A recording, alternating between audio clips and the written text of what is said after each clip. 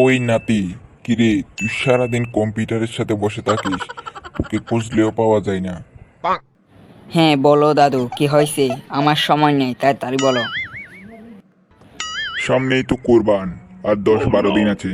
এখন সবাই গরু নিয়ে কিনা বেচায় দুধতেছে। তো আমি ভাবতেছিলাম এখানে বসে না থেকে বাইরে গিয়ে গরুর ব্যবসাটা করতে।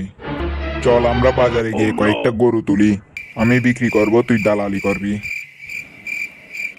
কিন্তু দাদু, এতে কি লাভ হবে আমাদের? আরে বোকা, তুই তো কিছুই জানিস না। আরে ধর, আমরা 1,80,000 টাকা দিয়ে একটা গরু কিনছি, বাজারে গিয়ে এটা 2 লাখ টাকায় বিক্রি করছি, তাহলে আমাদের লাভ কত হবে? আর 20,000 টাকা?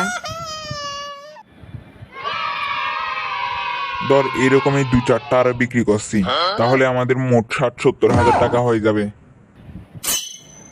হ্যাঁ দাদু, আইডিয়াটা তো অনেক ভালোই দেখছি। তাহলে চল আর দেরি না করে আমাদের জটপট ব্যবসাটা শুরু করে দিই।